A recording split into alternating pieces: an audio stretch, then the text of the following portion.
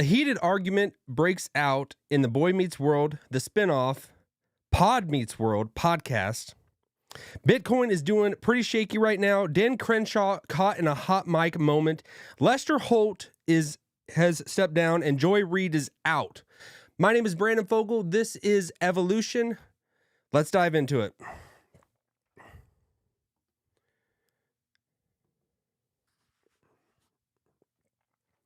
So we're going to take a couple looks. I wanted to start off with Bitcoin is not doing the way Bitcoin we're apt to see them doing. I'm going to give my opinion of it.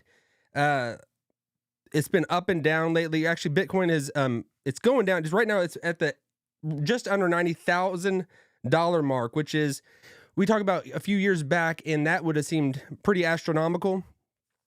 I think Bitcoin is going to plummet. I think Bitcoin is going to plummet. I am not a financial advisor, but we have seen that Bitcoin shoots up and then it crashes. But the trend is always going upward for Bitcoin. So I am extremely hesitant. I would not sell any Bitcoin whatsoever. I'm not a person that I guess I don't got that much. My heart is a little more shaky itself in putting all reliance on Bitcoin, but I also know Bitcoin is the future, but maybe the distant future. But I'm of the opinion, if you have Bitcoin, hold the line. But that's just me. So there's a lot of stuff happening, and I actually wanted to kind of let's actually split just so you can kind of see where Bitcoin is going down. It had reached well over 100,000, and now it's down like right at 88,000. We've seen Bitcoin, like I remember when it was at 9,000, we were like, oh my gosh. That was like maybe 2015, 2016ish, or I don't know. All those years kind of run together, but it seemed like it shot up, but then it drastically plummeted, and everybody was selling. You know, it's tough to gauge Bitcoin because it goes with the whales. The whales that own Bitcoin kind of determine what's happening, and they buy a bunch and then they sell off.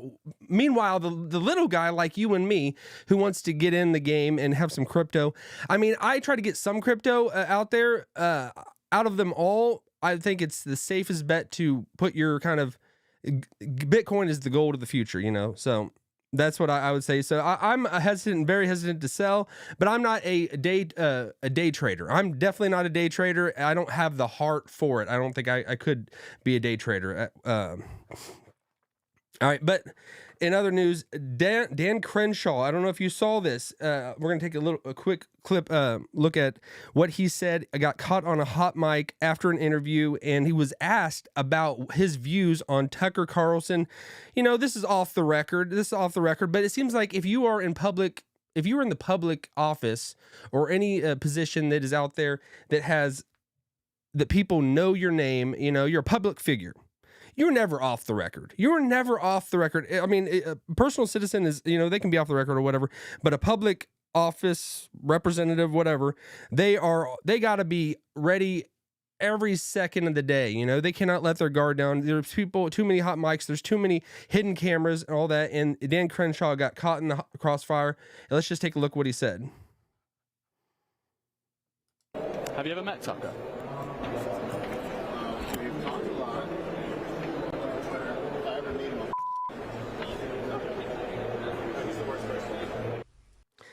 So there it is. So you couldn't really hear it if you're just listening, but he said, have you ever met Tucker? What did you think of him? What would you, and then Dan Crenshaw, like thinking he's not even being heard by anybody else, says, if I find him, I'll F and kill him. His dislike of Tucker is, I don't know how you could not like Tucker Carlson. I do not understand that one bit, but, obviously, he's got some beef with them, and Dan Crenshaw, you got to be careful what you say. You know, there are guys that are like on the winning side part of the party, and that are the face of a lot of you know parts of the winning team. You know, the team that is in like power, like, and that is, you know, the Republican side, and and I don't know if Tucker Carlson would call himself a Republican, but he is definitely a part of the conservative thought. And to say something about Tucker, you got to know, you got to be aware, like, that people are it's going to get out, you know? And I mean, I think ultimately, if we're willing to say it out loud, I think I think it needs to be said. And I don't think he really cares. I don't think Dan Crenshaw would care that people heard it. I think, I mean, you wouldn't say it unless you wanted it to, in the inkling of your mind, to get out there and somehow, you know, like he has to know. He obviously knows that he's just done with an interview and this happens. And then he says that quickly. What do you think? I mean, that it takes boldness. He's got boldness right there. And I applaud him for that. You know, he's got his opinion. But why you would not dislike Tucker Carlson, I do not get it. Does anyone else out there not like Tucker Carlson? I mean, he is. I think when he was at Fox, I think people could, you know, because people just immediate distaste for Fox. But Tucker now, he's got his own gig, his own thing. He was, you know, let go at Fox, and everything he says is gold. I think everything Tucker says is gold. You know, I guess it's all a part of how you say things. A lot of the times is how you say things. But like Tucker is not shy away from being bold and having an opinion, and he voices that very clearly. So I think he's it's tough for me to kind of understand how Dan Crenshaw could feel that way. I do not get it. All right. In other news, Lester Holt and Joy Reid for different reasons. Lester Holt, he's kind of at the end of his game. You know, he wants to kind of move on to greener pastures and just he's done. He's put his time in. Joy Reid, on the other hand, it seemed like she was, you know, it was a decision from the top. It says you need to step down, and they cut her. You know, a lot of people are jumping up and down and thrilled and all that about Joy Reid not being in office anymore, and I get that. You know, I didn't study too much up on Joy Reid. I don't think I watched one of her shows. All I would ever see was clips of her, and it seemed like the things she would say, that would make you hold your nose a little bit. For me, you know, like I couldn't, some of the opinions she had and was tough for me. It was definitely tough for me, and I can get why people are thrilled that she is no longer there, you know, holding that position, because she had a pretty sweet gig. You know, she was at MSNBC for a while now, you know, and she had a megaphone for a long time. And you got to be careful, because you don't know what type of bridges you're going to burn and how the people that you're going to set off. But I mean, I guess if you do just sit back and just let, you know, you're not vocal with what you believe, I think that it gets dicey, because if she steps down and she's everything she's saying goes in line with the party thought and goes in line with everything that people believe in and want to hear, you know, she wouldn't have got to where she was. But she was out there, you know, even though it's a opinion that I strictly and disagree with, you know, I get her why she held those thoughts and why she held those, and she was vocal about it. You know, I get it, but I mean, I think you could be a little more graceful in other positions and other sides than she was. But well, I don't know.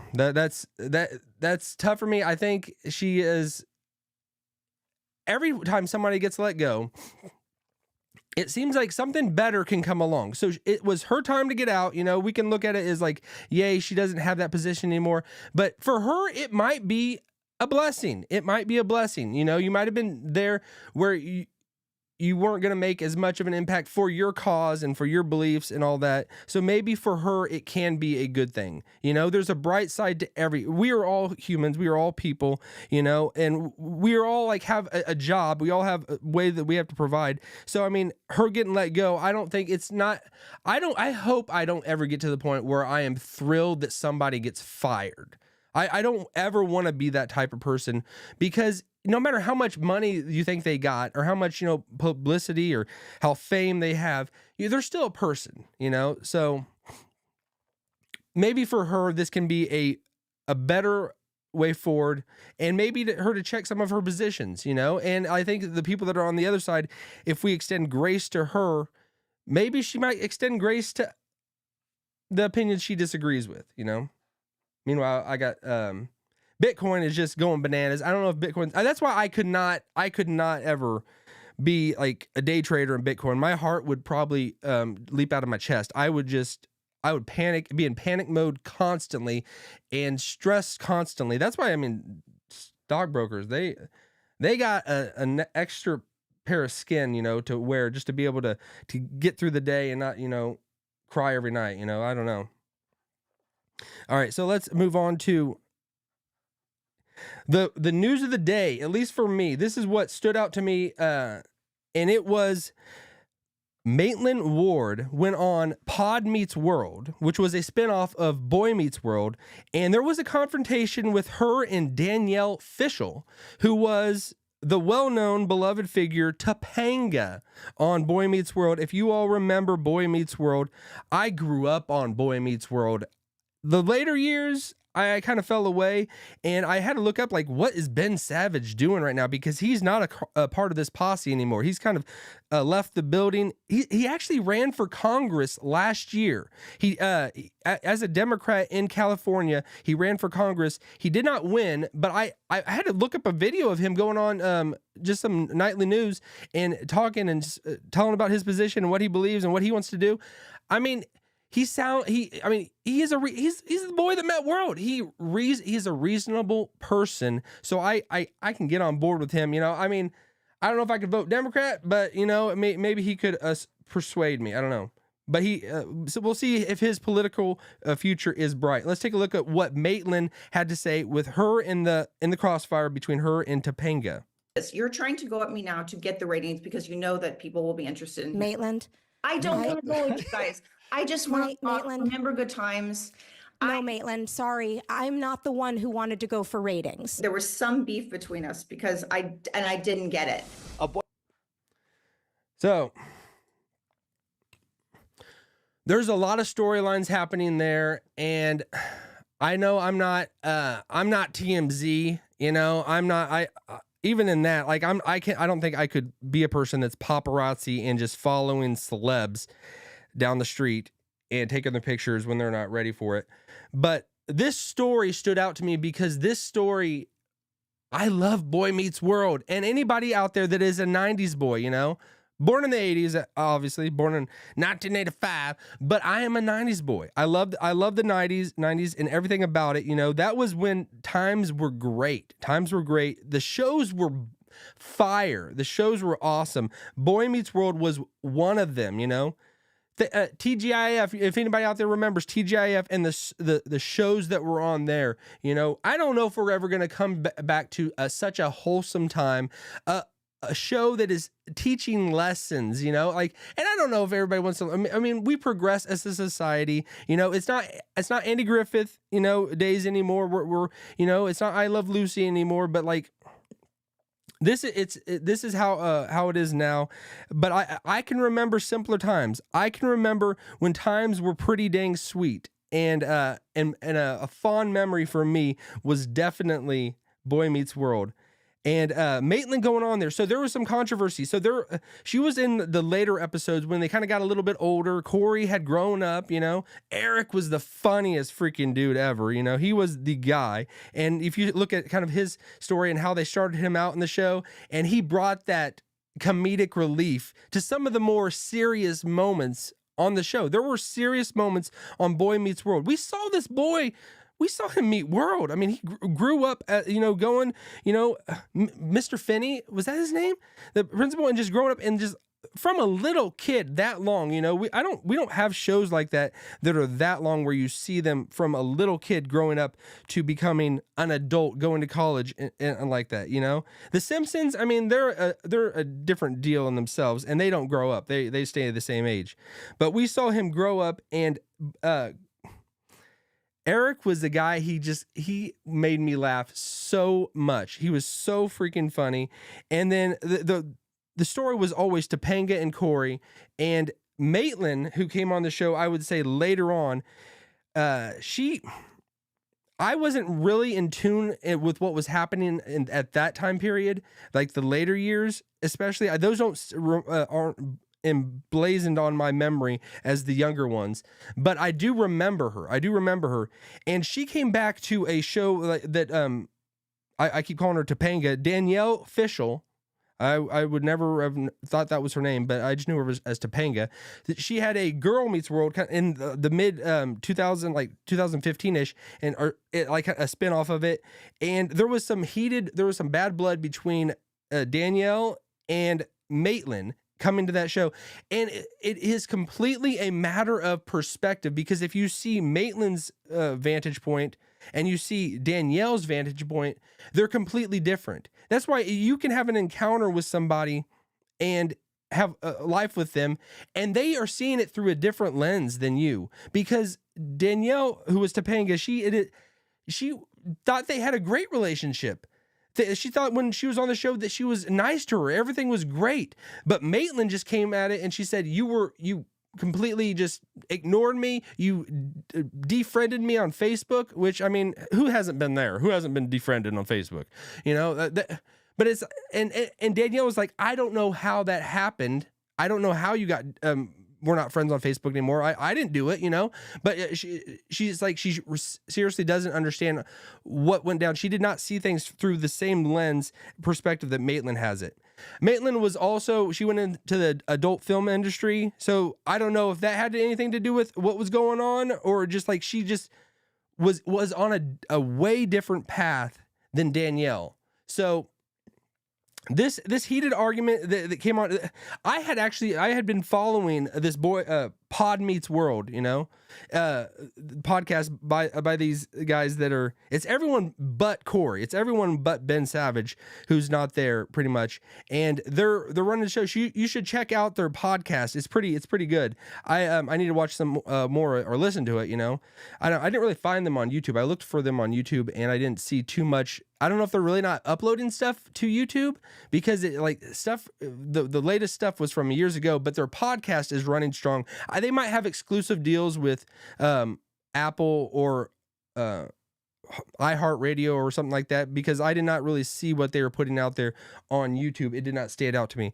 But this was very interesting to me, and it is a matter of perspective. So it's maybe take a step back and think about how are other people seeing your relationship with them? The people that you encounter every day, how are they? Can you put yourself in their shoes? You might think everything's great and wonderful, but they might want to kill you. They might be disgusted by you, you know? And I something I recently learned is everybody wants to be liked, you know? I like to be liked. I need to be liked. I have to be liked. But the best way to be liked is to like and love everybody. Like and love everybody. Like, I mean, crazy like and love them. Love, like, overboard like people. The people that you encounter every day. I mean, you say you don't naturally like somebody, like them more than ever. Like them more than ever, and just like show them how much you like them. Be just like a crazy fanatic person, you know, just like, you know, restraining order type of like, you know, maybe not that far, but like them. And that will make people like and love you so much more. So that's just a food for thought, something to think about. And you should check out that Pod Meets World podcast, and we'll see where this saga, this narrative, this storyline goes with Danielle and Maitland. You know, there's a lot more to it. You know, you should go check it out. And all right, we'll leave it at that. Peace, everyone. I'm in a million